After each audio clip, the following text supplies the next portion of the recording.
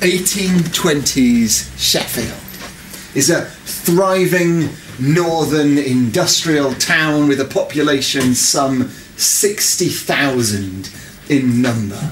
And all the way through the 19th century it undergoes this enormous increase in population, doubling about once every generation as artisans and craftspeople flock from Birmingham and London to take part in the bustling industry of the city. And more than that, agricultural labourers driven off their land by the parliamentary enclosure join them in a great rural refugee crisis spilling into the cities. And Sheffield is built not so much on its 7 hills, but its 5 rivers. It's the 5 rivers that bring the coke, the coal, the iron ore that powers the great industrial cocktail. It's the 5 rivers that spin the water wheels, that drive the axles, that turn the great rubber elastic bands. And each of those spin the many grinding wheels in workshop, warehouse, shed, where the little masters, the old cutlers of Sheffield, polish and sharpen knives, grind saws, fix engine parts. The sprawl away from the city centre of unplanned streets is almost slum dwelling. It's so poor in its sanitation, in the quality of its air. But all of this is about to change. Walkley looks down on it all. It's 2 villages at this time, Upper and Lower Walkley, and they have a pub each. The Ball in Upper Walkley and the Sportsman's Inn in Lower Walkley, which means that a Walkley pub crawl is 2 pints and a walk up a hill. Which is my idea of a good Saturday afternoon out, but some opinions may differ. And yet, into the great punch bowl of the age, a fine and potent mixture is made up. We have 2 ladlefuls of Methodist money. We have a half bottle of anti-corn law campaigners who are desperate for more working class people to own the freeholds to their land, because it's only then that they'll get a vote, only then that they'll get a chance to drive through some kind of parliamentary reform. We have all the new laws for forming associations, societies and groups. There's been a great relaxation in people coming together. And we shake this all up with a vision of the early garden suburbs movement, and when we start ladling it out, what we get is the freehold land associations. They buy up great tracts of the empty Walkley space, and they divide it up into 1/4-acre plots. New streets are formed, and these freehold land associations, they hold a sort of lottery system whereby people from all different stratas of society, all different classes of people can come together, can have a chance to own their own land. And these plots are big, 1/4-acre, deliberately big, so that if a person is out of work, they can still feed themselves and their family for a while off the produce of their land. It is a more enlightened vision than so much of what has been going on in Sheffield down below.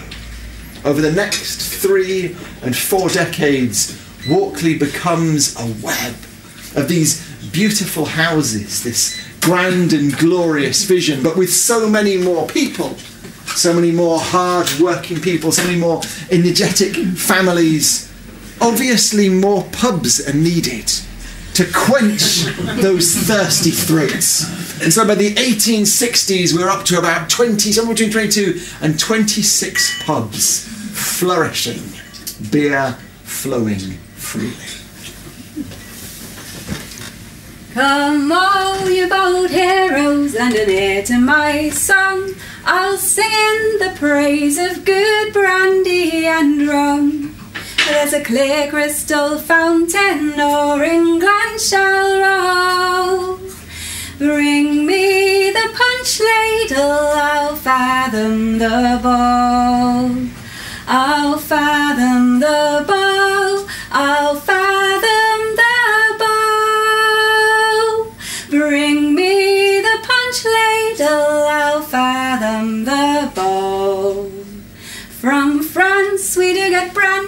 from Jamaica comes rum, sweet oranges and lemons from Portugal come, but stout and strong cider are England's control. Bring me the punch ladle, I'll fathom the bowl. I'll fathom the bowl, I'll fathom the bowl. Bring me the punch ladle, I'll fathom the bowl. My wife, she do disturb me when I'm laid at my ease, for she says as she likes and she does as she please. My wife, she's a devil, she burns like the coal. Bring me the punch ladle, I'll fathom the bowl. I'll fathom the bowl, I'll fathom the bowl. Bring me the punch ladle, I'll fathom the bowl. My father, he do lie in the depths of the sea, with no stone for his head, but what matters for he? There's a clear crystal fountain o'er England shall roll. Bring me the punch ladle, I'll fathom the bowl. I'll fathom the bowl, I'll fathom the bowl.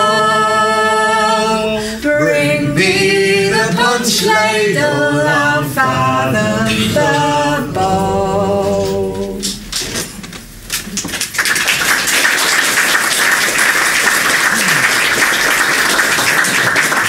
And our history of the Walkley pubs will not flow in neat chronological order, but rather like two friends meeting up in the morning for a fry-up brunch after a heavy night out the evening before. We'll meander backwards and forwards through time and hopefully paint something of a picture of the period by the end of the evening.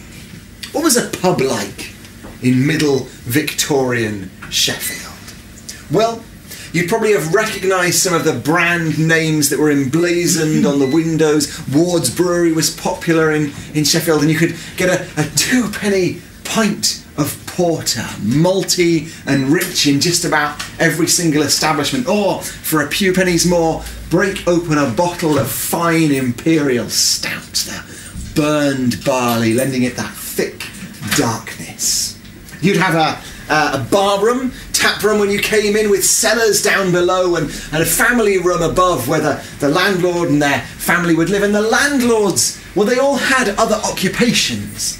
They would go off to work, saw grinders, spindle grinders, engine fitters during the day, and then in the evenings when they came home, they'd open the doors to the pubs for all of their work colleagues to come and join them. Behind the tap rooms there might be a smoke room where the air got particularly thick, and then almost always large function rooms. Because it is a peculiar personality trait of the English, more so than just about every other nation in the world, that we can be a little bit uncomfortable about just meeting up to drink and eat with people we don't really know. We want to join a club, a group, a society. Give us an excuse and we will happily come together to eat and drink with people that we don't really know. And so the function rooms were fundamental to the working of the pubs, and you can tell something about the character of a place by the kind of groups that hired out the function room. Take the Freedom Inn, with the floral print on the fine walls of its function room. Many a good political association would gather there for speeches, to read a letter from a local dignitary. Perhaps even an Anglers Association might come in early for a half pint beforehand, or a strong drink after their days out by the riverways. The old cottage, which was this place, basically, this place, and how times have changed.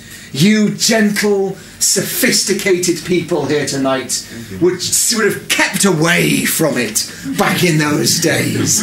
Scummy, disreputable, rough kind of place it was. And there was an odd competition you can see in the events that were being held there. So whereas the The Freedom Inn might have a show with poultry and rabbits, and judges pinning little rosettes on the puffed-up chests of the finest cockerels or buck rabbits.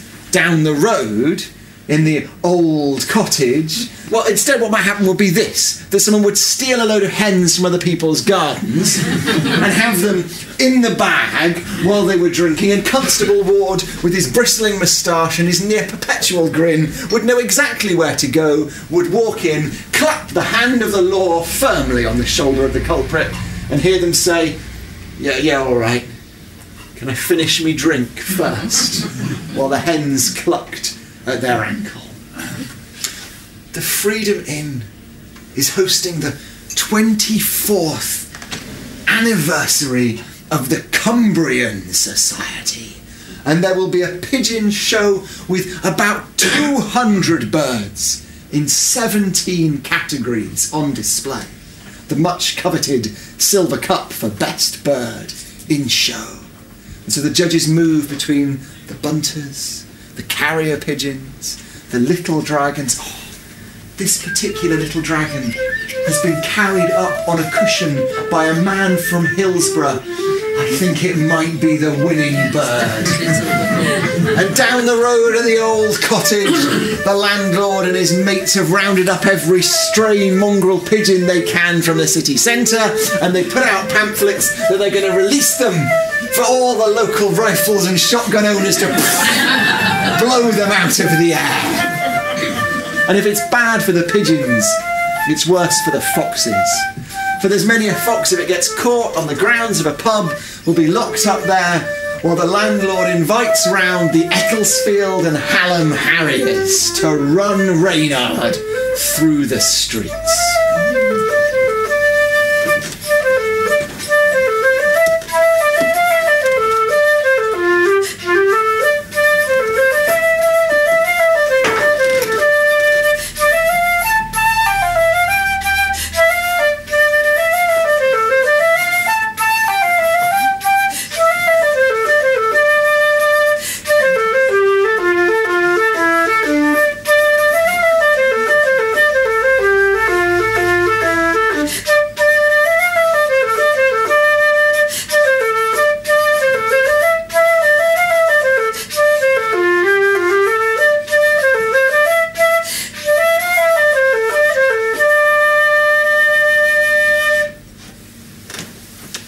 (1874), and at the bar of the Sportsman Inn, 22-year-old Thomas Porter is nursing his pint. At the other end of the bar, one of his work colleagues bangs the great long length of wood with a rolled-up copy of the Sheffield Telegraph and says, "Thomas, have you seen this here?" And they unfold it and they begin to read about the trial of George Hines. Now, George Hines was a wealthy industrialist. He owned the Holliscroft Steel Works. It was all his after a particularly dirty dispute with his brothers over who'd get to inherit it. And that winter, there'd been a terrible accident at the Holliscroft Works. One of the boilers had exploded, shot into the air like a rocket. And at the inquest, the coroner's inquest into the two deaths, a verdict of manslaughter was reached, and George Hines had been sent to the York Assizes for the manslaughter trial. "It says here," says the man, reading from the paper, "anyone who knows George Hines would find it ridiculous to think that he would play the role of the deplorable villain that would risk penal servitude by endangering the life of his fellow men."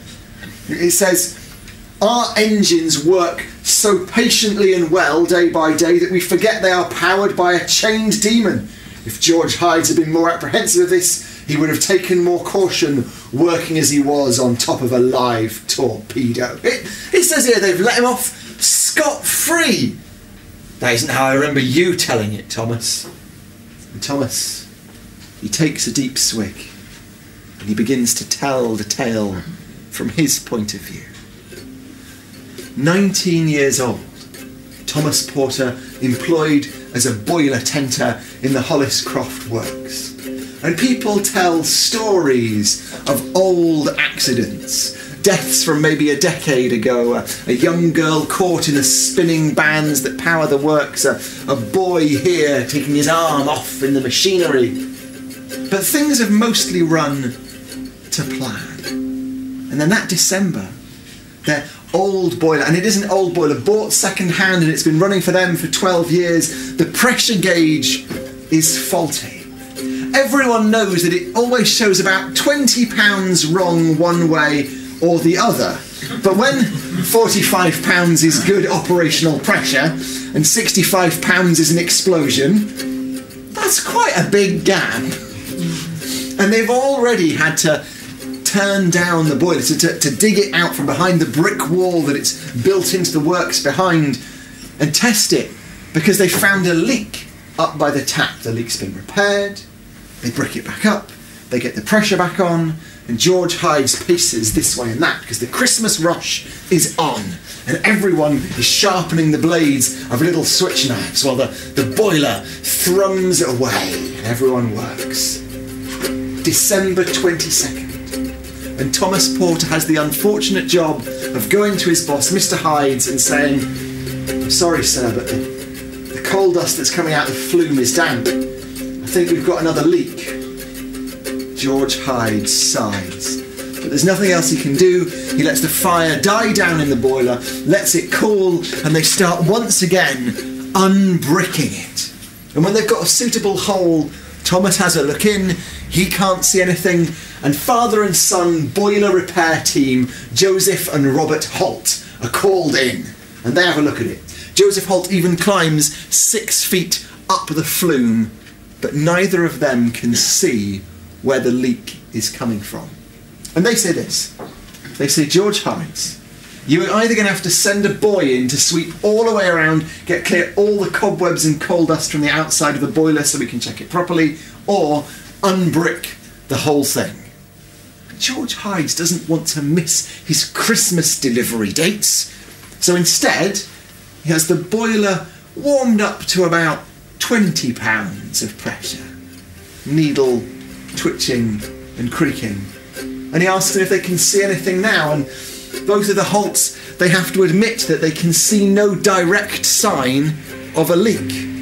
So George Hydes leans closer to young Thomas Porter and says, "I think you've been scaring me, Thomas." And the boiler is brick-backed up, and the coal is fed in, and everyone is sent back to work. And throughout the day, the needle creeps higher and higher, twitching. 45, 50.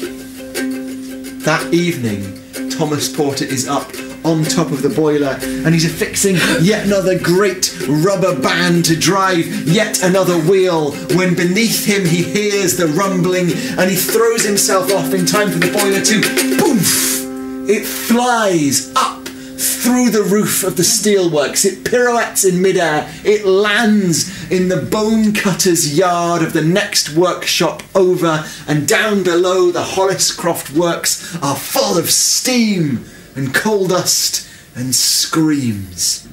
And when at last the air clears, Thomas Porter wipes his eyes and he joins in the great rush to help people out, and he sees 2 of his colleagues, coal dust covered in tangled heaps, and when he touches one of them on the arm, they scream, the skin coming away at the touch. Those 2 men die the next morning in the hospital on Infirmary Road. 17 more are so badly injured they don't work again that winter. And as I said, the coroner, when he looked into it, felt that there was a clear case of negligence. Thomas Porter had given testimony, as had the father and son Holt Brothers boiler repair team. But, well, you heard what they said in the Sheffield Telegraph. That was what the judge in York found. It says here, Thomas, that the judge says that when a man suspects that his machinery is not working, he must call in a man of science to inspect it, and if the man of science does not say that they cannot go ahead, well, then he's done nothing negligent. I can't believe it. What do you think of all this, Thomas? And all Thomas can say is, I think I need another drink.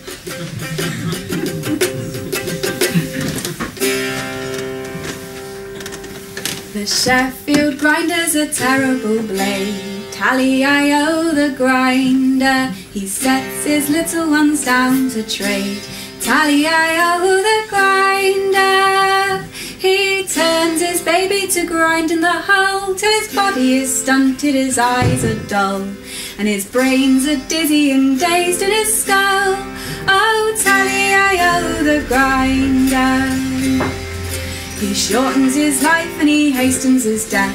Tally-I-O the grinder, will drink steel dust in every breath.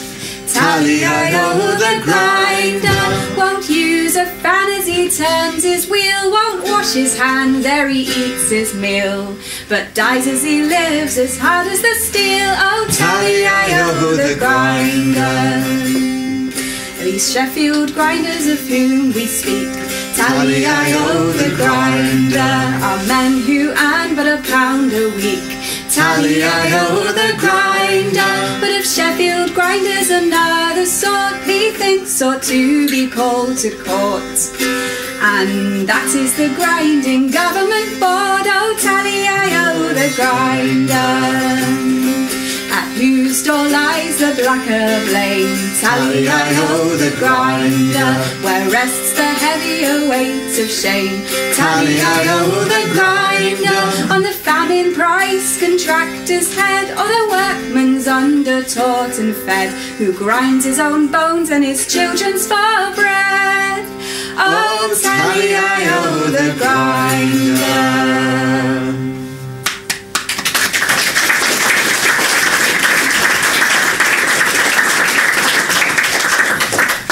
Bellevue Inn, and a strange gentleman has wandered in. He's not a local, no one's seen him before. He has a fantastic pair of sideburns. His face is weather-beaten from long walks around the Lake District, and under one arm is a great mess of paintings and easels and boxes of pencil cases and paint brushes, and he orders a drink. Now, it would be the height of bad manners to address a gentleman without being introduced, but landlords have a sort of social superpower, which is that they can speak to anyone. So after he's poured out the pint, the landlord passes it to the gentleman and says, "I've not seen you before round here." "No," says the stranger, "I've come to Walkley to discuss a new and wondrous venture." "Really?" says the landlord. "And what's that?" "Ah, while the rest of the country seems to be concerned about a national debt, I intend to create a national store, a treasure trove. I'm going to open a museum. I've been looking at properties on Bole Hill Road." Bole Hill Road? Belhag Road, sorry. Oh dear, the historians are in the audience tonight, so I must get it right. Belhag Road. "Really?" says the landlord. "I wouldn't have thought there were any suitable museum buildings on Belhag Road." "Ah, that's the genius of the project," says the man. "My museum is going to be like a jewellery casket. You know ladies' jewellery caskets? You open it up, there's extra drawers and compartments in." The landlord gives a look like maybe he's heard of such a thing. "And so, people in the museum will see over here great vistas of Venice streets. We'll be able to open up compartments and see the greatest illustrations of natural history. It's going to be a splendour." "Sir, it's quite a steep hill though, isn't it, really, Belhag Road? You won't get much footfall." "Well, that's part of the point," says the stranger. "Not to preserve the collection from the smog and squalor of the city, but rather to give the working people of Sheffield an excuse to rise up out of the darkness to the glorious little Eden of my museum." "Well," says the landlord, "best of luck to you." Who was the stranger? John Ruskin. Yeah, you know, you don't need to be here, really. John Ruskin. Though the landlord did have a point. 1875, that museum opened, one room, just as Ruskin had envisaged it, and not very many people came. Oh, there's a Bole Hill Belhag Road argument going off at the back of the room. Look, I think it starts at Belhag Road, and then when they expand it in 1879, it goes on to Bole Hill Road before it goes to Middlesbrough Park. Is it the other way around? Oh look, we'll have some fisticuffs in the interval. We'll sort it out. The original entrance is on Belhag Road. Except the entrance is actually on the top floor. There we go. The house is on Bowl Hill and the original entrance is on Belhag. Are we happy now? Good. I'm glad we got that sorted, because it would just not have felt right if the show went on without it. As it is, arguing about the location is mostly all that, and there's not a lot of footfall. The landlord is right up to the museum until 1879, when Duke Leopold visits Sheffield, Queen Victoria's eldest son, beloved of the people. Now, when Queen Victoria visited Sheffield, she neglected, I don't know who planned her itinerary, she neglected to call in at Walkley. But Duke Leopold doesn't make that mistake. It's a grey, drizzly, rainy day, and the crowds throng the street. A great mismatch of people, all the different stratas of society, the different classes and kinds of people are there to cheer. And the papers report that as Duke Leopold steps onto Walkley soil, the clouds part. And he is presented with a beautiful blue panorama of all of Sheffield down below him. Whatever it is that is now the dry ski slope, isn't it? All of that, gorgeous, there below him. And he goes into the Ruskin Museum, and when he comes out, he's smiling. And from then on, John Ruskin's fortunes improve, and soon they're expanding it, and then moving on to other venues further on and around, and his reputation in the world is increased by the visits. But for the people of Sheffield, when they finished waving the Duke off and away back on his journey, they split back up and they filter themselves out, each group of people attending whichever drinking establishment best matches their character. And as they need a drink, so I reckon that we could probably do with one. We will wind our way into the interval and we'll try and restart in about 15 minutes. Thank you all very much for listening.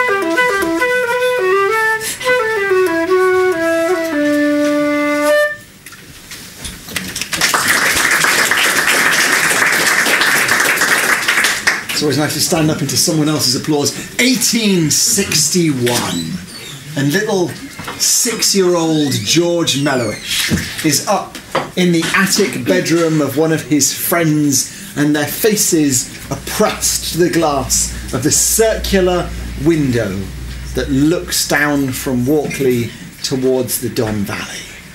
And they are as intent as hunters. They only move away from the glass to wipe it clean when their breath has fogged it up. They are waiting. Because George Mellowish's friend, their dad, works in one of the foundries down there and has given them a top tip on what will be happening later that evening. Seconds, minutes, an hour passes, and then all at once, boom.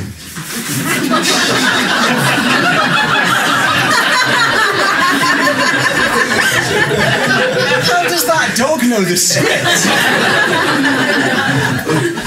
This is the night when the Bessemer Burners are being cleaned. The Bessemer process, new, latest innovation that allows the steelworks to process iron ore of a great, richer, more varied quality. And that means that it's much cheaper And that Bessemer Burners are these enormous iron eggs about the size of a tram carriage. And every now and then, because of the mixed quality of iron that goes into them, they get clogged up with slag and they need to be cleaned. And they're cleaned in much the same way that my grandmother used to clean her oven, which is that empty, you heat it up as high as it will go, and you just leave it. And so the Bessemer Burners throb with the incredible heat and pressure, until inside they are a rich, rosy red gold. And when they're at their hottest, they're turned and the flaps are opened and boom, gouts of fire shoot, columns, pillars of flame up to touch the clouds. And it's these explosions that George Mellowish and his friend are looking for, giggling with each burst of noise and light. There's a story that their big brothers tell about how if the air is clear the next day, if the wind is right, little steel snowflakes fall down out of the sky, patterning the world in grey and silver. When the last burner has finished blazing its light out, the mate turns to George Mellowish and says, "You're not going to get in trouble for being out so late? Is your dad going to get his belt out when you get home?" And George Mellowish laughs, because his dad is the landlord of the Freedom Hotel. And as long as George is back and in bed before last orders is called, Dad doesn't really care. So George goes downstairs, puts his coat and his hat on, and he's away and down the streets, little Walkley roads, and there is the Freedom Hotel, glowing as rosy and inviting, the lights spilling out of the windows as the interior of one of those Bessemer Burners. And his dad is rolling a great barrel to the cellar door that opens out onto the street, and he barely gives his son any notice as George nips down the little tunnel and into the kitchen. And his sister gives him a disapproving look, but then he's up and in bed. And that is a quietish night in the pub. And the next morning they get up, as they usually do. They breakfast together, the Mellowish family, and Mr. Mellowish is away. He works as a saw grinder down in the valleys, and the family sniff the air. And Mrs. Mellowish says, can anyone else smell gas? And now that she's mentioned it, they can. So she goes round and she turns off all of the lamps, makes sure the taps are shut, but the smell is still coming from somewhere, strongest at the front of the pub. So as the maid arrives and gets sent upstairs, Mrs. Mellowish goes down into the cellar and she turns off the gas at the mains, and they all sit in the kitchen, having opened all the windows of the pub up so that the wind will carry out the polluted air. And after a bit, young George asks if he can go outside and play with his friends, and he's allowed to go out. And 11 o'clock comes around, and boom, the whole of the street turns into a fireball. Every interior wall of the Freedom Hotel is cracked. The floors give way. Some of the great big stones of the roof are dislodged and come plummeting down. But what is most miraculous about the explosion in the Freedom Hotel is how little anyone is hurt. Mrs. Mellowish, the mother, she's bounced off one wall and another in the blast, but she manages to climb out of the kitchen window and out into the street. George Mellowish's big sister, Elizabeth, she's lucky to escape with her life. She's just crossing from the parlour and closes the door. If she'd been a few seconds later, because when that blast hit the door, it turned it into shrapnel splinters that embedded themselves into the plasterwork. But she, boom, out the door and away. But most marvellous of all is the maid, upstairs, rolling out a carpet. When the explosion happens, she is lifted and bounced off the ceiling. She falls onto the big double bed, which in turn falls through the floor of the bedroom, through the floor of the bar into the cellar below, but because she's bouncing on the mattress, she's able to scramble up the post of the bed, and then she's out through the same kitchen window that Mrs. Mellowish was out of, and, well, her bruises and her slight singe marks here and there aren't too bad, all things considered. The three women sit in the street, their neighbours coming round to support them, and there are other little explosions, secondary fires burning inside, and the good people of Walkley see a pub in trouble and they go to work.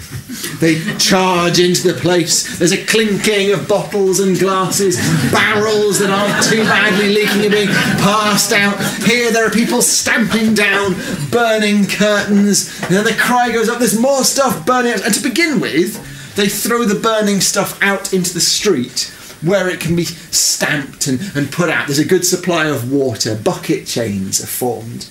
But after a while, so intent are the rescuers on saving the furniture that they start throwing the good stuff out of the windows as well. Tables, chairs, all of the wedding linen goes out, the cutlery starts going out, and then Mrs. Mellowish hears in horror this great jang, jang, jang sound, and she cries aloud, "Please, no, not the pianoforte!" And so, as solemn as pall-bearers carrying a coffin, 6 Walkley men hoist the pianoforte onto their shoulders, and they carry it out through the door and into the street. The word reaches the Hillsborough barracks, and the men of the, I can't remember if it's the 54th or the 58th, mount their fire engines and come up the hill, but the blaze is all out by the time they get there. And they're greeted by a regiment, a rank and file of bottles, wine and beer and barrels that have all been arrayed for them to inspect. There are a couple of police constables, Constable Ward amongst them, who are mostly trying to organise the crowd and take a note of who's injured. They go through the 3 women, they remark on how wondrous it is that they are in such good health, and then Constable Ward turns to one man who is bruised and bleeding and says, "Sir, where were you in the building when the explosion happens?" And he says, "Oh, I wasn't in the building. I was upstairs. I got caught in the crush to save the furniture and pushed it out. I'll be fine." He loses a week off work, that man. Well, a gas company eventually arrived to inspect the site. And what they find is, if you imagine there's the gas main running down the street, and then a little smaller pipe, perpendicular, that comes off it that feeds the pub and the houses on either side. And that perpendicular pipe had sheared off, and gas had come spilling out, had saturated all of the earth in front of the pub, and then it started seeping through the cellar walls and up walls and up into the front rooms of the pub themselves. The damages came to over £400, but the Mellowish family were not going to be put off. And so, less than 9 months later, they were sitting in their kitchen filling out the advertisement form to put an ad in the paper to announce the finished opening, the floral printed function room of the Freedom Hotel. And Mr. Mellowish scratched his head and said it should have an ecstatic quality, this. It should be like a resurrection of a thing. Yes, says Elizabeth, the big sister, and people like music, don't they? And Mrs. Mellowish bangs the table and says, "Beloveds, I have it." And so the ad in the papers reads quite simply, "The Freedom Hotel function room will open and there will be sacred music played on the pianoforte."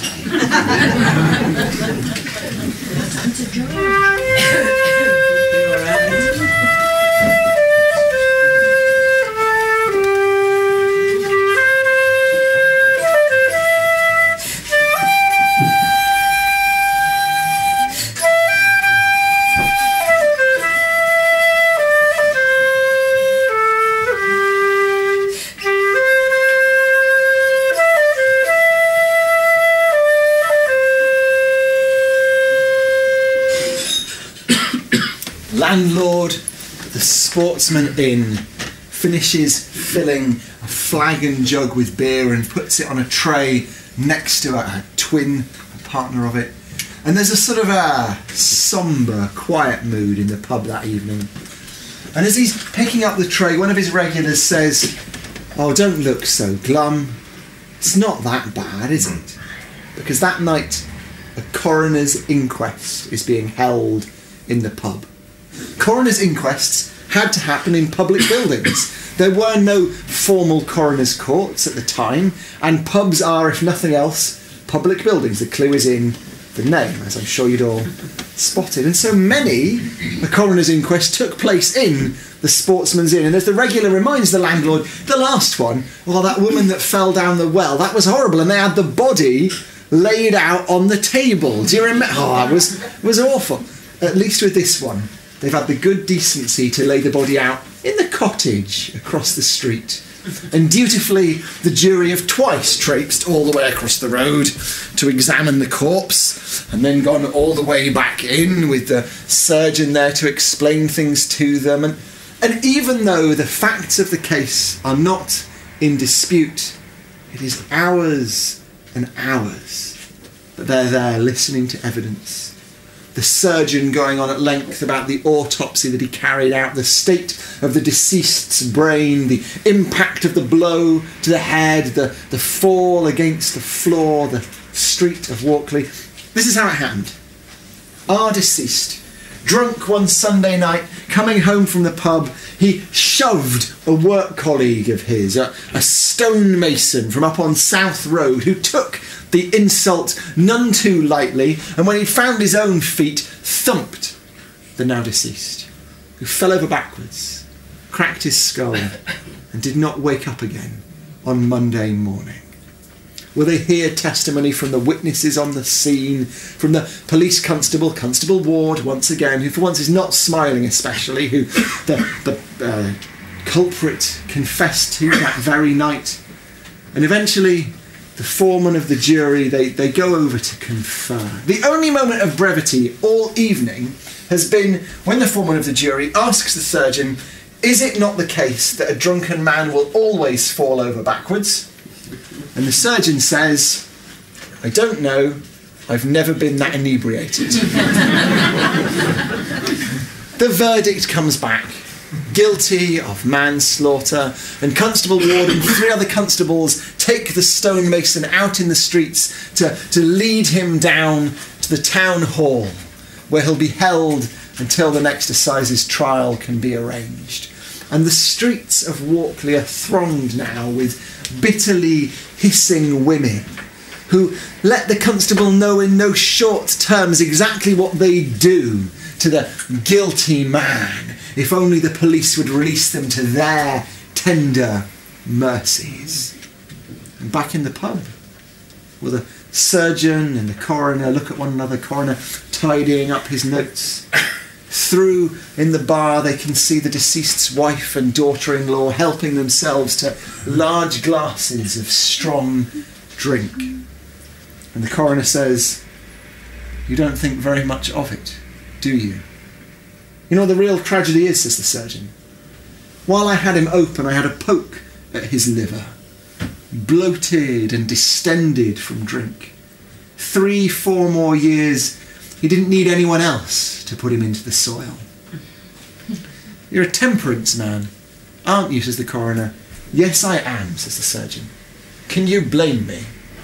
Water bright is my drink." This is an old song from the temperance movement. Merry Dick, you soon would know, if you lived on Jackson Row, each day with a smiling face, he is ready at his place. Should you ever with him meet, in his shop or in the street, you will find him blithe and gay, singing out this merry lay. My drink is water bright, water bright, water bright. My drink is water bright from the crystal spring.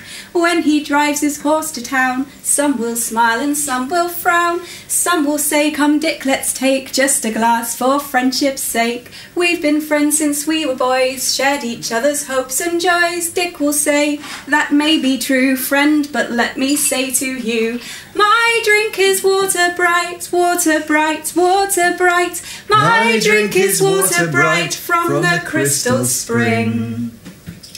Dick and Jane, his charming wife, lead a pleasant, happy life. With 3 daughters and a son, Dick, he loves them every one. In all seasons, cold or not, storm or sunshine matters not. Winter snow or summer rain, sing they all this merry strain. My drink is water bright, water bright, water bright. My drink is water bright from the crystal spring. When Dick sees the downward fall of his neighbours great and small, warnings they to him supply, make him like a hero try. Thus through life he jogs along, happy, honest, sober, strong. Let us all his wisdom seek, and sing we now like merry Dick. My drink is water bright, water bright, water bright. My drink is water bright from the crystal spring.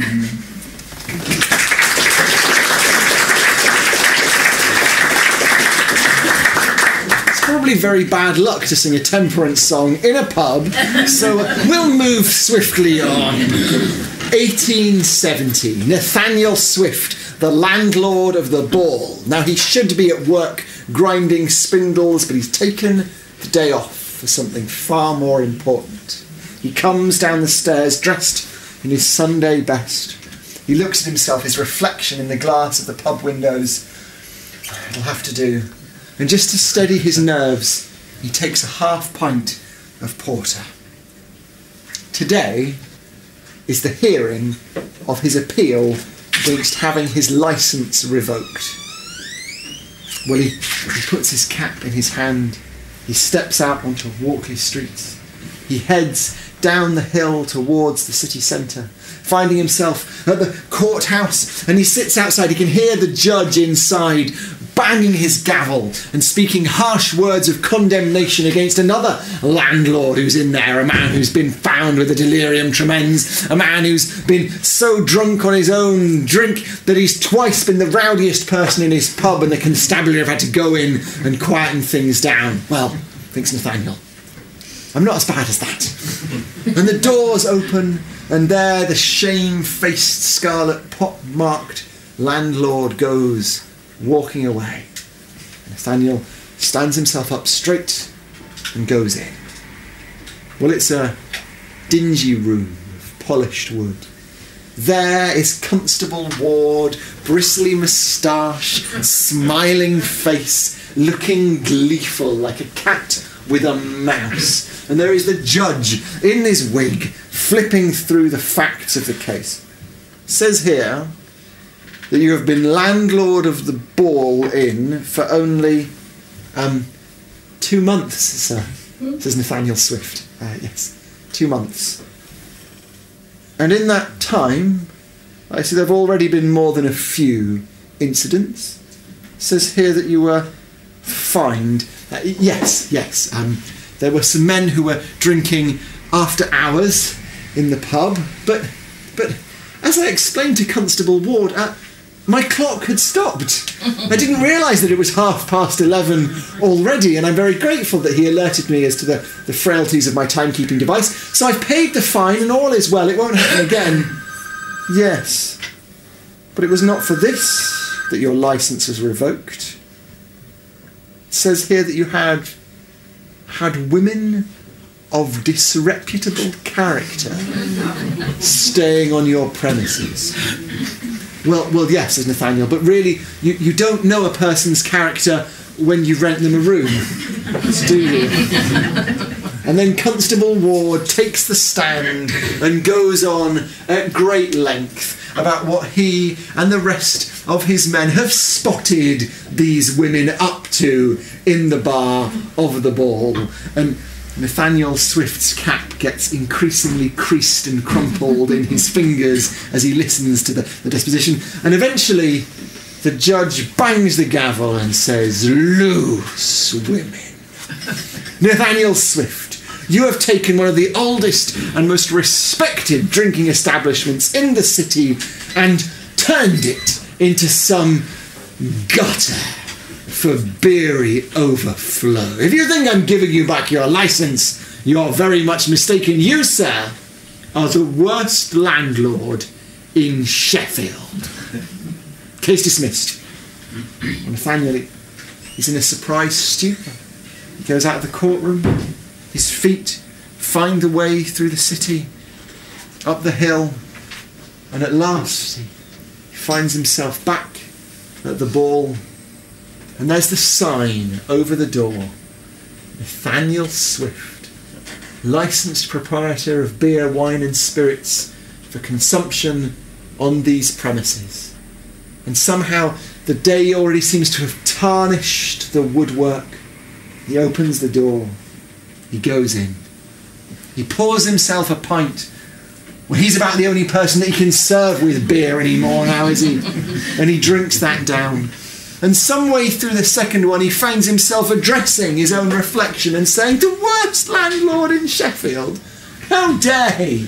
What right has he got to say such cruel and wicked things about me? There's much worse than me in this world." And he weeps. And then he's struck by a sudden energy. He gets out his toolbox, the chisel of good Sheffield steel and one of the stools from the bar, and he goes out because he reckons that if Constable Ward can fine him for having a sign up that says he's got a licence when he hasn't anymore, he'll get fined, won't he? So the stool gets set and he climbs up on it and he rams the chisel into the sign, and with a couple of blows from the hammer it slips into the wood, and then the wood splits and Nathaniel Swift cartwheels through the air. And when he comes round, he's holding a fragment of the wood for consumption on these premises. And as his swimmy vision clears, he can see the sign. Nathaniel Swift, licensed for the sale of beer, wine and spirits. And an idea comes to him. He will give up the spindle grinding. He'll reopen the ball as a grocer's shop with a beer-off licence. And people will be able to take their drink elsewhere, and after a year or two of this, when his reputation is restored, then he will go back to the judge. Then he will reapply. And so it is. The vision comes true. The Ball Inn reopens, and it's such a success that Nathaniel Swift's eldest son, who's also called Nathaniel Swift, ends up within a few decades as landlord of the Bellevue Inn as well. A whole family keeping that vital nectar flowing in Walkley.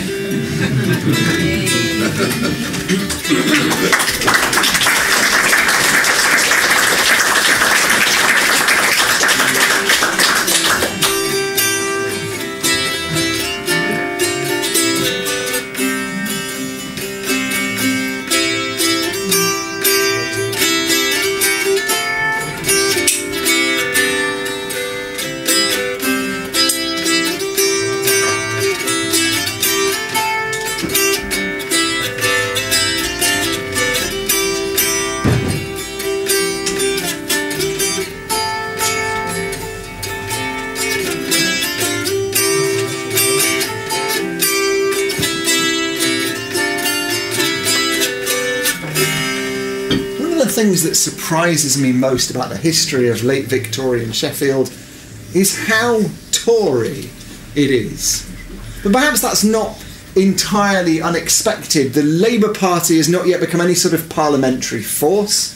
The Liberals have been widely blamed for the Great Flood in 1864 when some 250 people lost their life. They were in charge of the municipal water supplies at the time. And so the Conservatives do very well. Every now and then they hold a meeting in the Blake Inn. Actually, now that is where the Labour Party meets. So it's interesting how things change and yet stay the same. And the MP for Sheffield now has 2 MPs following the Reform Act. It's not yet been granted its city charter, but the MP is a man called Thomas Walkley, there on this day. And they've been gathered, all of his friends, to listen to speeches about the war. And a few drinks of imperial stout inside him, Thomas Walkley gets up and says, "The Liberals will tell you that the war is a blight on the working man, that it drains the pennies out of his pocket. But I tell you this, if a man smokes as much as 6 pounds of tobacco a year, he will have contributed just 2 shillings to the war chest in that time. And if he does not smoke, nor drinks, does not keep a dog or own a gun, why, he does not pay a penny. And so I tell you that when the Liberals say that the war is a burden, it is a delusion. It is nothing but folly. And his supporters laugh and cheer and jeer the other party in equal measure. And somewhere far away, the war wages on.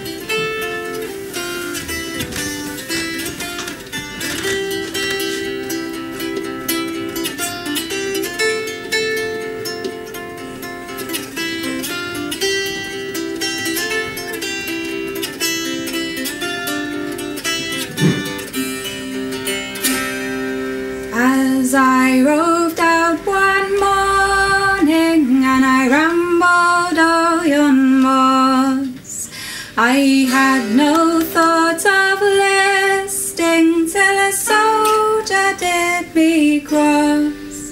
He kindly did invite me to take a flowing bowl. He advanced,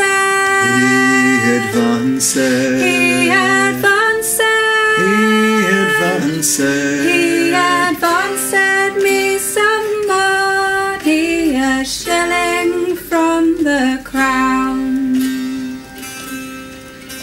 'Tis true my love's enlisted, and he wears the white cockade.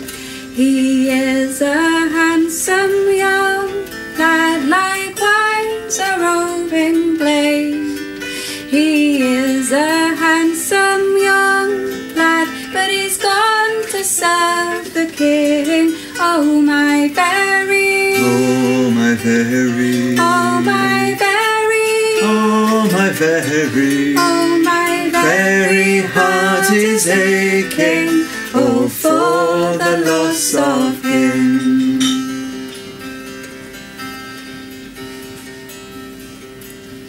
Next verse. My love is tall and handsome and comely for to see, but by some sad misfortune a soldier now is he. May the man that first enlisted him not prosper night or day. How I wish that, how I wish that, how I wish that, how I wish that, how I wish that he would perish all in the foaming spray. And may he never prosper, and may he never thrive in all he puts his hand to, as long as he's alive. May the very ground he walks upon, the grass refuse to grow, since he has been, since he has been, since he has been, since he has been, since he has been the only cause of my sorrow and my woe. So early the next morning, before the break of day, the captain gave his orders and my love marched away. His life laid down for a king who will never see the war. Fare thee well, love, fare thee well, love, fare thee well, love, fare thee well, love, oh fare thee well, love. You're the lad that I adore.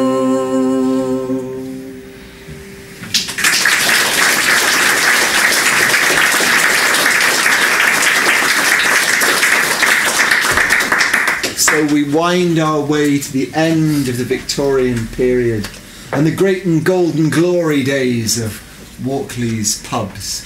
And little by little, times and attitudes change. The temperance movement perhaps rightly points out that it's inappropriate for coroners' inquests and new polling stations to be set up in pubs, especially as they point out that it is leading women in to drink. Terror. And over the time, the whole of the 20th century, more pubs close than open.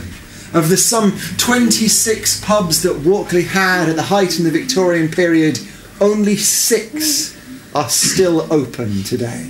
But hey, this one that was the old cottage has at least reopened as the Walkley Cottage. And perhaps things are due for a change. Yes, Walkley went from beautiful Freehold Land Association quarter-acre plots at the start of its great and rapid expansion to being the same kind of sprawling, winding little streets of back-to-backs and two-up, two-downs that it blended in with the other districts of Sheffield. And yes, those got accused of being slums, and through the 20th century there were campaigns to tear them down and rebuild them. The Walkley Historians have a whole great lot of information on that, if you catch any of them. But when I think of the pubs, when I think of the people, I can't help but notice that we are still peculiar in our character of wanting to form groups and societies and associations, that perhaps we want to go and listen to stories in a pub. This might be a good time to plug the Story Forge that meets the Fat Cat on the third Tuesday of every month. Not a Walkley pub, but the Fat Cat is a good Sheffield pub nonetheless. Carmel is there if you want more information about that. And here in Walkley, as we get bored of engaging with one another on social media, as we yearn for a more authentic connection, what are we going to do but gather to sing our songs and reminisce about our stories? And where else are we going to do that but in pubs? To whatever comes next over this 100 years. Thank you very much for listening. Thank you.